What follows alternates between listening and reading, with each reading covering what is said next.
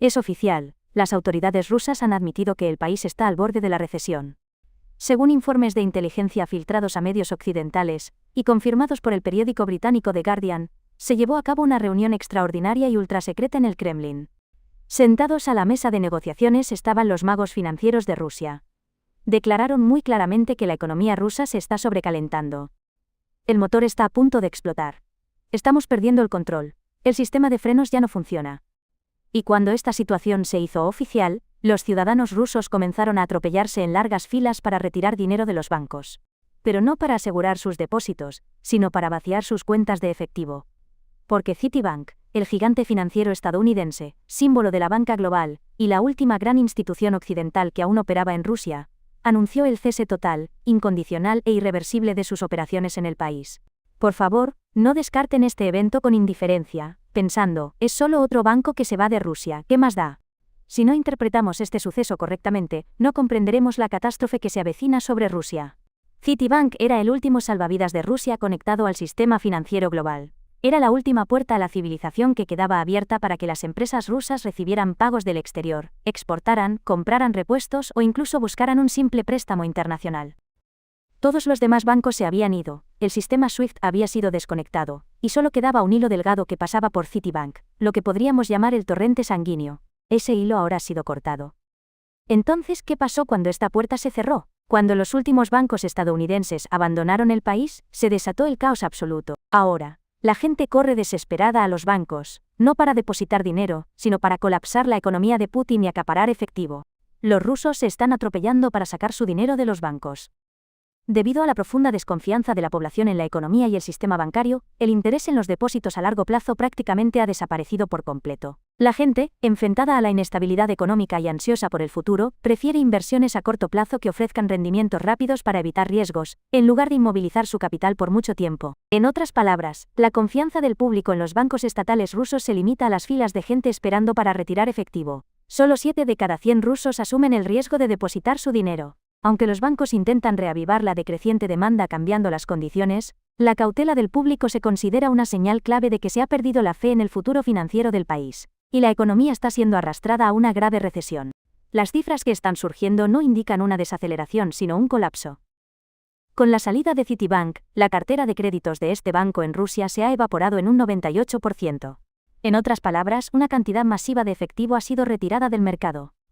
Más alarmante aún, los depósitos, el dinero que los ciudadanos y las empresas rusas creían seguro en los bancos, han disminuido 150 veces desde que comenzó la invasión. Una caída de 150 veces. Por favor, deténganse un momento y reflexionen sobre esto. Esto significa la desaparición de la clase media de una nación, sus ahorros, el capital que guardaban para el futuro de sus hijos. O significa que la moneda ya no es un medio de cambio, sino que se ha convertido en nada más que un pedazo de papel sin valor con imágenes impresas. Esta es precisamente la razón por la que el magnate de Sberbank, Hermann Gref, entró en pánico en esa reunión. Volvamos a esa junta secreta ahora, porque fue decisiva. No había generales en la mesa. No había mapas sobre la mesa. En la mesa estaban los magos financieros de Rusia. El director ejecutivo de Sberbank, Hermann Gref, y la gobernadora del Banco Central, Elvira Nabiullina. Estas dos personas son los tecnócratas de mayor confianza de Putin. Durante años, mantuvieron la economía a flote y actuaron como un escudo contra las sanciones. Sin embargo, las actas de esta reunión secreta destruyeron, de un solo golpe, la mentira que Putin le había estado contando a su pueblo en televisión durante los últimos 3 años, que todo está bien, que las sanciones nos hacen más fuertes, que Occidente nos necesita. En circunstancias normales, ¿qué hacen los tecnócratas sentados frente a un líder? Le dicen las mentiras que el líder quiere oír. Pero esta vez fue diferente. Esta vez, el cuchillo había cortado tan profundo que ese día, estas personas arriesgaron sus vidas y sus carreras para decirle a Putin en su cara que el emperador estaba desnudo. El director ejecutivo de Sberbank, Hermann Gref, declaró que la economía rusa se está sobrecalentando. El motor está a punto de explotar. Nuestros recursos se están agotando, y esta trayectoria, este ritmo de gasto es insostenible. Elvira Nabiullina, la gobernadora del Banco Central, a quien incluso Occidente respeta como una adversaria brillante, también advirtió: estamos perdiendo el control, el sistema de frenos ya no funciona. Estas no eran simples advertencias, eran una declaración de bancarrota. Entonces, ¿cuál fue la reacción de Putin a estas palabras? Un profundo silencio. Porque Putin sabía muy bien que los informes económicos sobre la mesa revelaban una realidad mucho más peligrosa y devastadora, que los falsos mapas de victoria que sus generales traían del frente. Entonces, ¿cuál es la verdadera razón detrás de este pánico, de este estallido de audacia? ¿Por qué hablaron justo ahora? ¿Por qué ahora y no en 2022? La respuesta a estas preguntas se encuentra en las noticias que llegaron del otro lado del océano, solo unos días después de esa reunión. Esa noticia fue el último clavo en el ataúd financiero de Rusia. El último banco occidental que quedaba en el país se había ido, y el flujo de divisas y los puentes clave que pasaban por Citibank quedaron completamente cortados. Esto presagiaba un caos masivo entre la población y el colapso del sistema industrial. Y los comandantes económicos de Putin vieron la realidad de que sin dinero no hay Estado. Entonces, ¿qué hizo Vladimir Putin para detener esta hemorragia masiva? ¿Reformas económicas? ¿Negociaciones de paz? ¿Recortes de gastos? No. Aplicó una táctica clásica de Estado mafioso. Forzó a Citibank a transferir sus activos restantes a oligarcas locales leales, Renaissance Capital y el multimillonario Mikhail Prokhorov, amenazando con negarles las visas de salida. Esta medida ha cambiado fundamentalmente la naturaleza de la economía rusa. Rusia ya no es una economía basada en reglas, controlable y transparente. Rusia es ahora una economía de caja negra al estilo de Corea del Norte, donde los activos cambian de manos a puerta cerrada, donde los oligarcas gobiernan en lugar de la ley, y que está completamente aislada del mundo exterior. Y la verdad que Hermann Greff intentó transmitir en esa reunión, pero que Putin no quiso escuchar, es esta. Cuando la sangre fresca, es decir, las divisas y la inversión, no llega del exterior, este sistema solo puede hacer una cosa para sobrevivir: devorarse a sí mismo desde adentro. Ahora, estamos presenciando la terrible era del canibalismo industrial. Cuando una economía colapsa, el proceso es muy claro. Primero los bancos gritan, luego las fábricas callan y finalmente las calles arden. Ya hemos escuchado el grito de los bancos, ahora es el turno del silencio espeluznante de las fábricas. La maquinaria de propaganda de Putin resuena día y noche en la televisión. El desempleo está en un mínimo histórico, todo el mundo tiene trabajo, nuestras fábricas están funcionando a plena capacidad.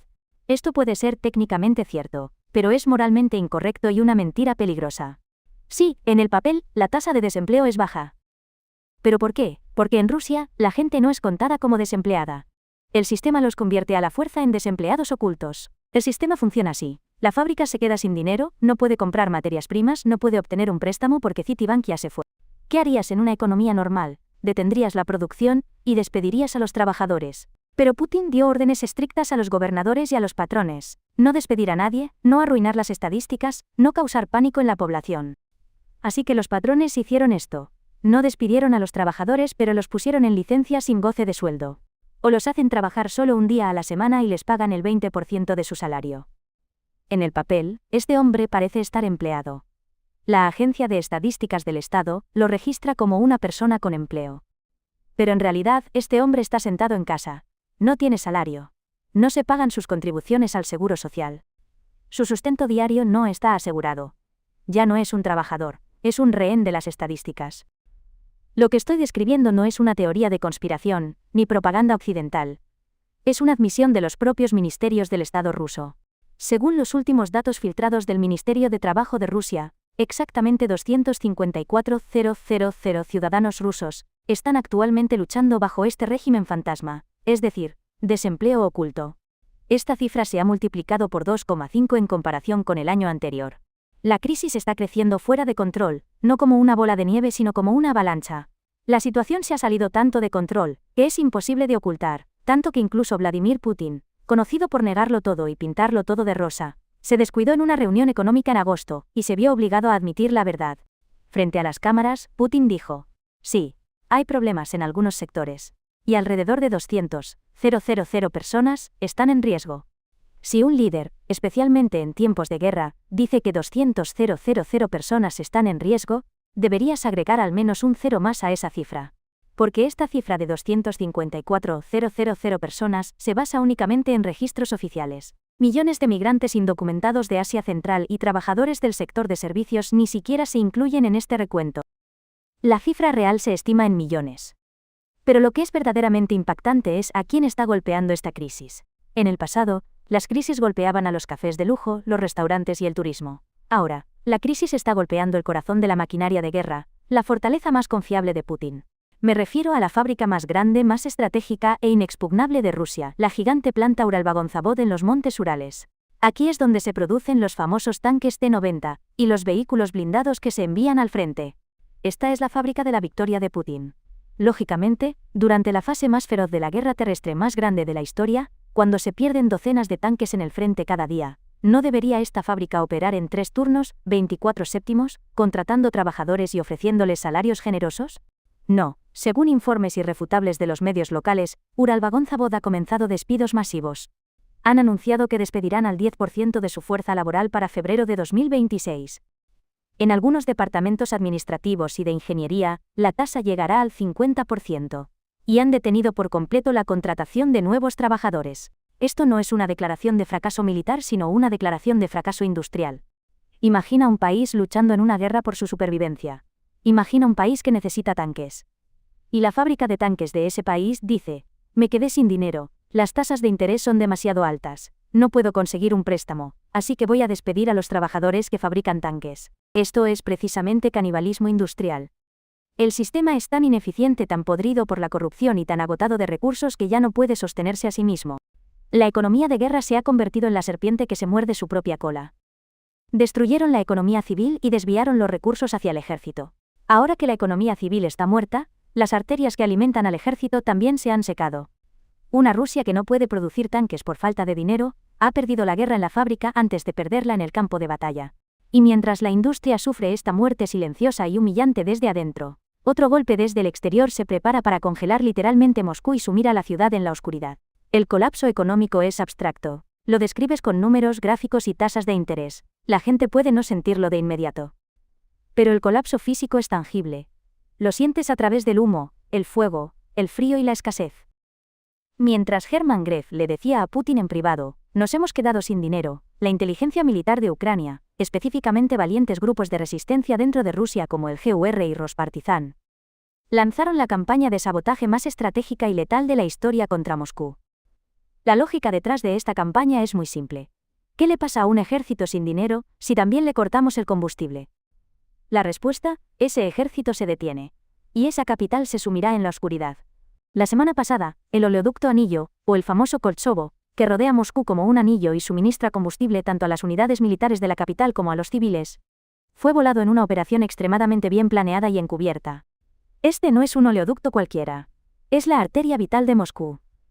Este ataque no solo causó daños materiales, sino también una conmoción y una humillación masiva dentro del aparato de seguridad ruso. Porque este oleoducto está justo bajo las narices de Moscú. En la zona más vigilada, con la mayor cantidad de sistemas de defensa aérea. Si los drones ucranianos o los saboteadores locales pueden llegar hasta el patio trasero del Kremlin y volar los oleoductos energéticos estratégicos, entonces la promesa de seguridad de Putin no es más que una ilusión. Y no son solo los oleoductos. Los depósitos de combustible estratégicos en la región de Mytishchi, justo al lado de Moscú, también fueron atacados y destruidos. El humo negro que se elevaba hacia el cielo se podía ver desde todo Moscú. Ahora, planteemos el problema logístico. En la guerra, la logística lo es todo. ¿Qué haces cuando los oleoductos son destruidos? No puedes simplemente teletransportar el combustible. Tienes que intentar transportarlo por carretera o ferrocarril. Ese es el plan B de Putin. Pero la inteligencia ucraniana también lo anticipó. Vieron 3 movimientos por delante en el tablero de ajedrez. La guerra continúa no solo en suelo ucraniano, sino también en las profundidades de Rusia, al pie de los montes Urales, en la región de Perm. En Perm, vagones de tren llenos de combustible en la principal línea ferroviaria, que transportaban combustible del este al oeste de Rusia, fueron incendiados en movimiento y las vías fueron saboteadas. ¿Sabes lo que esto significa? Significa que cada ruta, cada arteria vital hacia Moscú ha sido cortada. Los oleoductos están fuera de servicio. Los trenes que se utilizan como alternativa están en llamas. Y para colmo, como Citibank y los bancos occidentales se han ido, las válvulas de alta tecnología, las bombas, los sistemas de control y las piezas de repuesto necesarias para reparar este daño no se pueden comprar. Los ingenieros rusos ahora intentan mantener en funcionamiento una infraestructura que se ha convertido en un mosaico de componentes incompatibles y de baja calidad de China, básicamente pegándola con cinta adhesiva. Pero las leyes de la física no obedecen a la propaganda. Esos oleoductos no se pueden reparar. El sistema está fallando y el notorio y temido invierno ruso está a la vuelta de la esquina. El reflejo de este caos logístico en las calles está creando una de las mayores paradojas del siglo XXI. En Rusia, el mayor productor de petróleo y gas del mundo, la gente hace fila para comprar gasolina. La advertencia de Hermann Gref en esa reunión, la salida de Citibank del país. El ejército secreto de 254.000 desempleados. Los trenes en llamas y los oleoductos que explotan. Cuando conectamos todos estos puntos, la imagen que emerge no es la de la victoria que Putin describe en la televisión. Es una imagen de agotamiento, de decadencia. La guerra no solo está consumiendo a Rusia militarmente. La está drenando biológicamente. Los informes más recientes publicados por el Centro de Comunicaciones Estratégicas de Ucrania y agencias de estadísticas independientes, basados en los propios datos de Rusia, son la prueba más dolorosa y humana de este agotamiento. Los rusos ahora están comiendo menos. Esto no es una metáfora, es una estadística. El consumo de leche y productos lácteos en Rusia ha caído un 8%. La compra de arroz, un alimento básico y la forma más barata de llenar el estómago, ha disminuido un 10%. Entonces, ¿por qué una sociedad bebería menos leche? ¿Por qué le darían menos queso a sus hijos? ¿Es por una nueva tendencia de salud o una dieta? No, es porque ya no pueden pagarlo. La inflación y la pérdida de ingresos, la falta de los salarios de esos 254.000 desempleados ocultos, ahora está afectando no solo los lujos, sino los alimentos básicos para sobrevivir. El famoso y supuestamente inquebrantable contrato social de Putin con su pueblo termina justo ahí, en los platos vacíos y las botellas de leche secas. La gente había dicho, no hablaré, te obedeceré, pero tú me alimentarás. Putin dijo, les daré un imperio, les daré orgullo, pero les quitaré el pan. Hoy, el pueblo ruso no tiene ni un imperio del que enorgullecerse ni pan para comer.